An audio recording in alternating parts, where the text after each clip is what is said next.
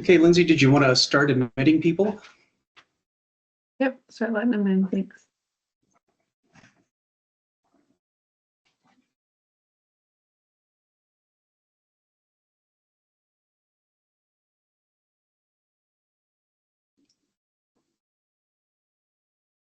Hey, good afternoon. We're going to be starting shortly. A couple housekeeping items. You might notice that everybody is muted, but there is a chat button, and please feel free to insert questions into the chat. We really like questions, and we're going to try to monitor the chat for questions during the presentation, or hopefully the other two presenters can say, oh, hey, there's a quick question on this or that and get an answer right away. Worst case scenario, we'll wait to the very end and go through the questions. There. We're going to, secondly, we're going to be recording the webinar for later viewing, so feel free to keep your camera off. No one's going to take offense. So with that, Lindsay, are we ready to go? And can you see my screen? If we're ready to go, and yep, I see your screen just fine. Thank you. Hey, great. So thank you for attending the employer update. We've been doing these for about a decade. And first I wanted to introduce our presenters. We have Amanda Poe, head of our hiring team, former head of our HR team. And you might notice those acronyms behind her name, Society for Human Resource Management, that's SHRM-CP, and that stands for Certified Professional. And I've taken a look at that course material that's required to become a certified professional in HR, and it's quite intimidating. So I think that's an apt description, certified professional. We also have Tomas Chavez, who's the head of our HR team. He's also SHRM certified as well. My name's Aaron Carmack. I'm on the HR team, and every once in a while, Tomas lets me take HR tickets. If you've ever worked with us before and had an HR issue, you probably know who we are. But I should note that we do have other members of the HR team who are also very knowledgeable. Also wanted to thank Lindsay Beveridge, who's running things behind the scenes, letting people in, recording the webinar, and keeping us organized overall. So today's focus is on Oregon employers. We're going to be talking about federal updates, get into Oregon laws, Oregon administrative rules, an executive order, and one item in the legislature. So with that, let's go ahead and get started. Our first item today is the Chevron deference. And if you're a policy nerd like me, this is a really fascinating topic here. So Chevron, like the gas company that we all know, there's a court case where the Chevron deference is the idea that courts should defer to regulatory agencies because they're supposed to be the experts. Well, this was overturned by the US Supreme Court. And the most immediate impact for employers is it puts into question non-competes because they're regulated by EEO regulations. So Oregon already makes it really difficult to have a non-compete and keep it in place and even enforce it. So it really should have a minimal impact. That said, I was at a seminar where an attorney was recommending giving employees under non-competes a disclaimer based on that ruling. So it's kind of like asking a barber if you need a haircut, do you need an attorney to go in and look at this? Of course, but if you have them, I would recommend speaking to your attorney if that's necessary. And with that, turn it over to Tomas about FSLA. Thanks, Aaron. Next, we're going to look at the latest updates to the salary exempt employee wage thresholds that are found in the Fair Labor Standards Act, also known as the FLSA for short. So in July of 2024, the Department of Labor increased the salary exempt threshold from $684 a week to $844 a week. There's another scheduled increase for January 1st of 2025, which would have taken it up to $1,128 per week. As many of you know, this was quite a challenge for employers who had basically 6 months to nearly double the amount they were paying their salary exempt employees or otherwise transition them to non-exempt employees and start to pay them overtime. Well, on November 15th, a federal judge blocked the Department of Labor's increases, and as a result, the exempt threshold was turned back to the pre-July rate of $684 a week. So absent any appeal from the Department of Labor, that threshold will remain there for the foreseeable future. And given the new presidential administration, we're not expecting an appeal anytime soon. And our next update has to do with the Fair Labor Standards Act, the FLSA. On January 15th of this year, the Supreme Court handed down a ruling in EMD Sales versus Carrera. EMD, the defendant, is a food distribution company, and Mr. Faustina Carrera is the lead plaintiff, and he was a sales rep of the company. The sales rep's duties included restocking shelves, managing inventory, and submitting orders for their products. The plaintiffs argued that their ability to make sales was pretty limited, particularly at the big chain stores, as high-level negotiations between EMD and corporate buyers typically determine the product placement in those types of stores. EMD argued that the sales reps should be exempt from overtime under the outside sales exemption since they did have the ability to make sales. So district court actually ruled in favor of the plaintiff, Mr. Carrera, and awarded 2 years unpaid overtime wages and liquidated damages. The U.S. Fourth Circuit Court of Appeals affirmed that ruling, and it was appealed up to the Supreme Court. Ultimately, the U.S. Supreme Court granted a petition filed by EMD and ruled that the preponderance of the evidence standard applies when an employer seeks to show that their employee is exempt from the minimum wage and overtime provisions. So in practical terms, basically that means that employees need only demonstrate that it is more likely than not that the employee qualifies for that exemption rather than meeting the strict burden of proof. This is a big win for employers who have salary exempt employees. And now back to Aaron. Thanks, Tomas. So the next item is not something Cardinal normally covers because this is more in taxes, business registration.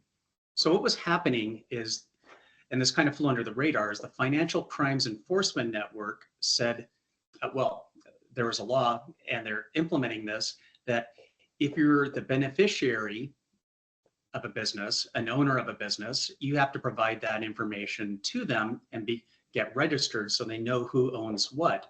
This is anti-money laundering stuff is what they're really trying to do. The problem is that employers who are also a lot of times business owners were coming to us and saying, hey, I'm getting these targeted advertisements that if we don't register and have this company help us register, it's a $500 a day fine. Is that even a thing? So we looked at it and said, oh yeah, that really is a thing. Looks like you do need to register. Talk to your accountant because there's a lot of different loopholes about who actually does need to register under this. Well, then that was overturned. We sent out another newsletter and then it was back on, back off. And finally, there's a couple injunctions that went in place stopping this from taking place. Well, the US Supremes got involved and they overturned one of the two injunctions, but they left alone a separate injunction issued by a Texas court. So at this time, right now, you do not need to comply with this. Now, of course, if this changes, we'll have yet another newsletter on it. And on to Amanda to talk about paid leave Oregon. Yes, paid leave Oregon, one of my favorite topics. If you've attended our seminars before, you've likely heard me talk about it. I love paid leave Oregon. It's amazing. So paid leave Oregon, also known as PLO, finalized some new administrative rules that not only changes the employer's response timelines to claims, but also increase the amount of information employers will receive about approved PLO claims. This is a big win. So beginning in January, employers now only have 5 days to respond to the questionnaire that PLO sends out when employees file a claim. This is a decrease from 10 days. And the idea behind that was to expedite the approval process for the claims coming in. So the questionnaire asks about the employee's job status, whether they're eligible or receiving workers' compensation benefits, or if they've provided adequate notice that they'll be applying for the PLO. So due to that reduced time frame, employers are encouraged to receive the questionnaire in your Francis online portal instead of by mail. And then employers you could set your preferred method of communication in your portal as well. PLO has also started providing additional information when claims are approved. So now employers have access to the weekly benefit amount that the employee will receive. And that will assist employers in determining the amount of company provided PTO or paid sick time, vacation time needed to supplement that employee's weekly benefit amounts to get them up to that 100% mark. So Francis Online will also show employers the amount of leave the employees are taking each week. So if they're taking it intermittently, it'll make it a lot easier to manage that intermittent leave. If you're already partnered with Cardinal as a co-employer and Cardinal is considered the employer record and your employees are being paid under our tax ID number, then there's no need to worry about a Francis portal. As we handle all this for you, we handle all the responding and tracking of claims and communicate with you. Just be sure to let us know when your employee plans to take leave. And let's also talk about the U.S. Department of Labor issued an opinion letter regarding the Family and Medical Leave Act. This is the federal, also known as FMLA. And the substitution of employer-provided paid time off when an employee takes FMLA leave that also qualifies as leave under a state or local paid family medical leave, such as PLO. So first, the opinion letter states that if an employee takes leave under a state or local paid leave program, and that leave also qualifies as FMLA leave, the leave must be designated as FMLA by the employer. So this is the same rule that applies when an employee takes leave under a paid disability plan or workers' compensation, and that leave also qualifies as FMLA. So this means that if you are a FMLA covered employer and your employee takes PLO, then you are required to designate the PLO leave as FMLA. So FMLA generally allows the employer to require the employee to substitute any accrued PTO or paid vacation time, personal leave, sick leave that the employee has available for the unpaid FMLA leave. This is also known as the FMLA substitution rule. However, the opinion letter states that when an employee takes leave under a state or local paid leave program, such as PLO, that also qualifies as FMLA leave, neither the employer nor the employee may use the FMLA substitution rule to require the use of the PTO or paid time off. So this is a change. The employer and the employee may, however, mutually agree to have that PTO supplement the state paid leave. Under paid leave Oregon, though, an employee may use PTO to supplement their PLO benefit up to 100%. Whatever their regular pay is. Additionally, an employer may permit the employee to use PTO in addition to the PLO benefits, even if that amount exceeds 100% of the regular pay. So in Oregon, it's more generous. And so what this boils down to and what it means is that if an employee takes leave that qualifies under both PLO and FMLA, mutual agreement between the employer and the employee is not necessarily required because Oregon law is more generous and allows the employee to use PTO or paid time off to supplement their PLO benefits. And then let's move to the next slide because there was another update. Effective January 1st, eligible employees may now claim PLO benefits to attend to the legal processes required for the placement of a foster child or the adoption of a child. This change doesn't expand the amount of PLO benefits available during the benefit year. They still get the standard 12 weeks. But this just adds to the previous list of qualifying reasons. So those reasons are the birth of a child, bonding with a child in the first year after birth, adoption, foster care placement, to care for yourself or a family member with a serious illness or injury, for survivors of sexual assaults, domestic violence, harassment, or stalking. Under the same law now, OFLA, or the Oregon Family Leave Act, will no longer provide those additional 2 weeks of protected time for those pre-placement purposes. So now OFLA and PLO essentially have two different lists of qualifying reasons. OFLA now only covers, your sick child leave, your pregnancy disability leave, bereavement leave, and the military family leave up to 14 days per deployment. So be sure to update your PLO and your OFLA policies to reflect that employees can now take PLO and can no longer take OFLA for the time spent on the legal process for foster care placement or adoption. And back to you, Aaron.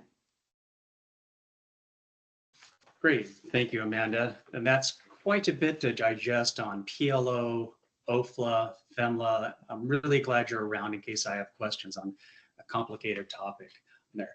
So wrapping up paid leave Oregon, I just wanted to note that the Oregon Employment Department can't raise the contribution rate above 1%. That's actually set by statute, and that's 1% up to the Social Security contribution base benefit base limit.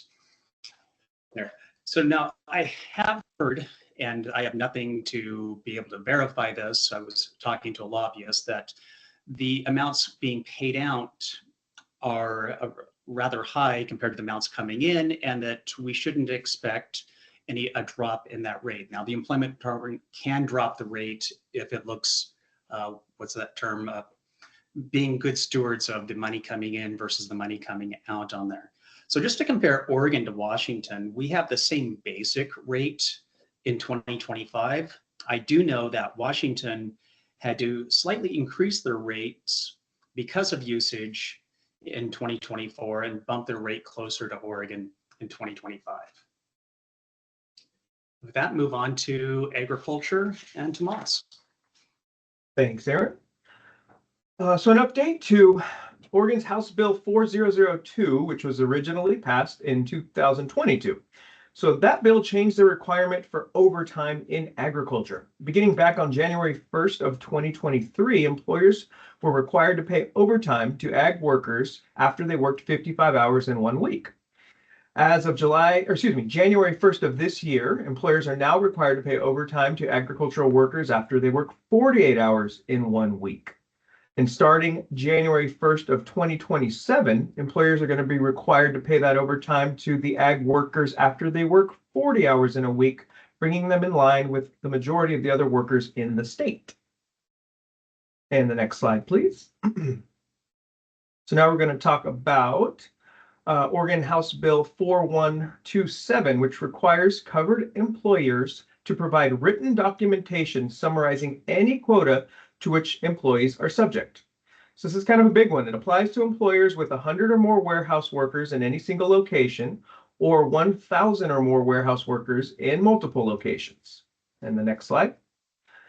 The documentation must include the tasks performed, time period for the quota, and a description of any potential consequences if the quota is not met. The document must be provided at the time of hire, whenever there's a change in the information, and whenever an adverse action is taken for failure to meet the quota.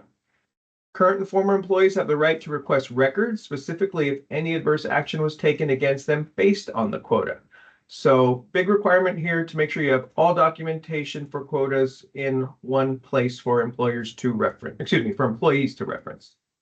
And back to Amanda.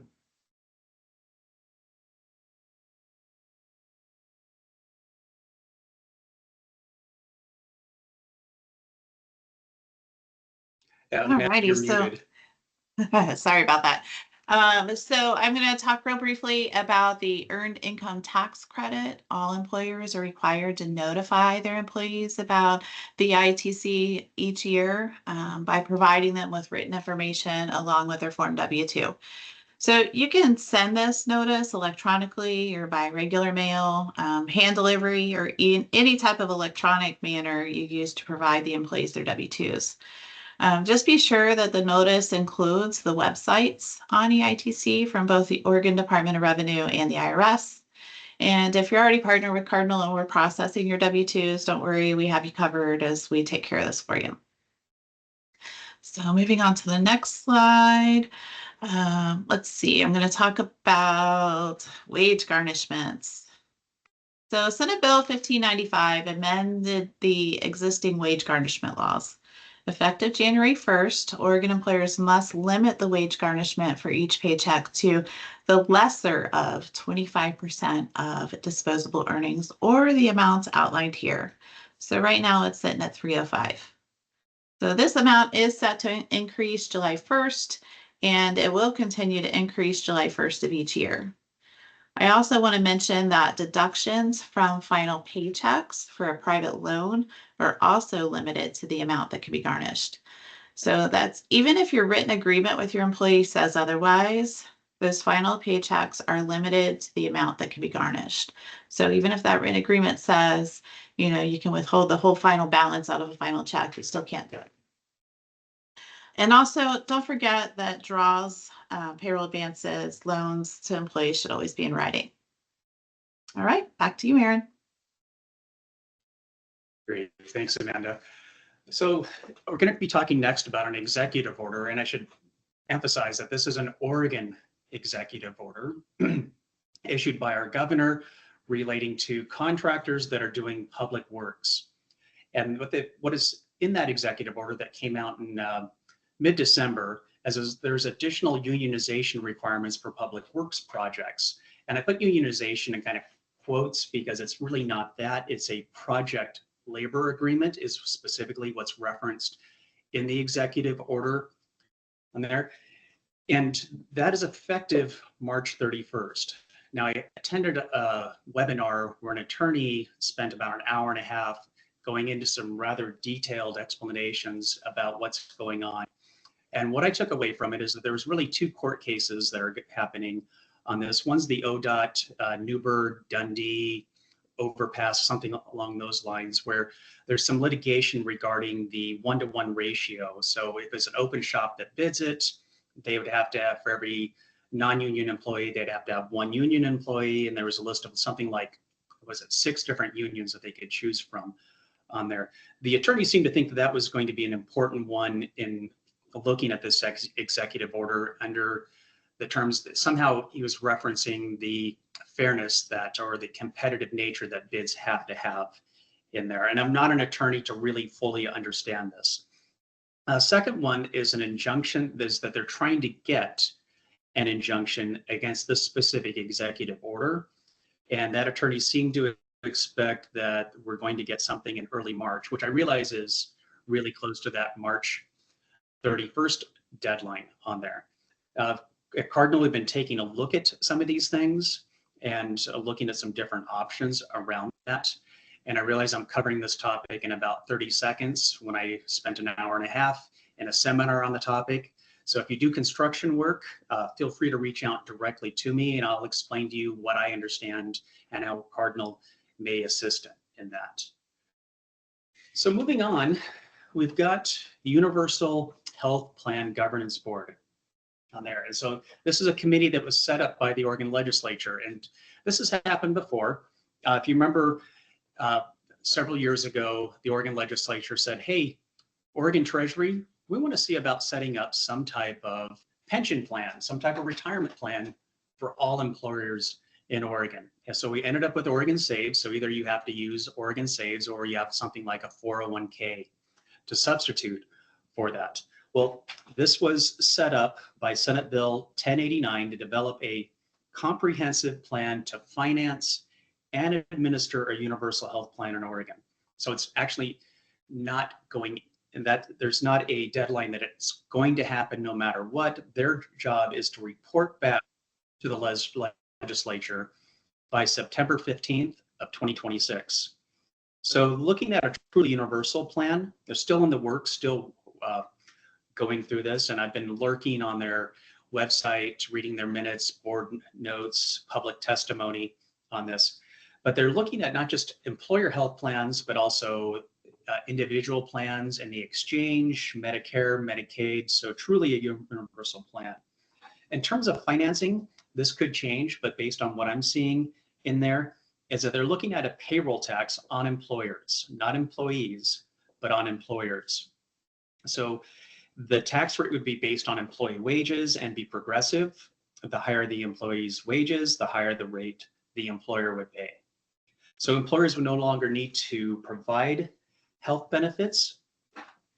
They're looking at an option to allow employers to self-fund plans. So self-insured, it means that the employer is taking the risk if they do decide to do that. Now they're looking at 2026 numbers, projections, and when I say they, that's the Oregon Legislative Revenue Office. So that they're estimating if they were to implement a plan like this, and they're in 2026, and there's no plans to implement it in 2026. This is just a projection that the tax would raise $12.85 billion, and that would be an 11% decrease compared to what employers would pay in employee premiums in 2026 of $14.54 billion. So what would this mean if it actually went into place? I still think there's a lot of work to do on this. It's difficult to tell, but just at first blush, what it looks like is that if you currently offer health insurance, that your rates would go down based on this tax because it'd be spread out more widely. And I think it's really obvious that if you don't offer health insurance, that your tax rates would go up. And on to Tomas to talk about harassment. Thanks, Aaron. So I get to talk about some updated, amended rules for the Oregon administrative rules. So these went into effect February 1st, and basically this clarified the rules around harassment. And you can see this is the actual language that was added to the OAR, or Oregon Administrative Rules. But to summarize this, basically the update states that employers must promptly stop harassment, investigate it thoroughly, take appropriate corrective measures, protect employees from retaliation, and prevent future incidents. So the effectiveness of these actions will affect liability, but reasonableness depends on the specific circumstance. So as is with any harassment claim, you want to make sure you're doing a proper investigation, as every single case is different. And this is a good time and a good idea to update your harassment policies with some or all of this language. Okay, so our final topic today is the Oregon legislature, and there's one bill that I wanted to highlight. That's Senate Bill 916. What this would do would be to pay unemployment benefits if employees went on strike. I was told by a lobbyist that this is a big push by labor organizations are trying to get this into place. Something like this was considered in Washington in 2024, and I understand there's a similar effort in 2025.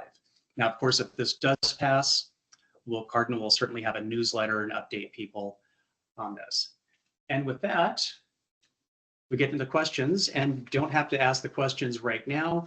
Certainly, you can always email hr@cardinal-services.com, give us a call to speak to somebody on the HR team. And with that, I'm not seeing any questions in the chat. Am I missing anything in the Q&A or chat, Tomas or Amanda? I didn't see anything. Okay. Okay, it looks like there's no questions. So I wanted to thank everybody for attending. As I noted, feel free to reach out to us, contact our HR team. If there's any questions, we're going to be sending out video of this webinar. And with that, thank you. Have a great day, everybody. I appreciate your time.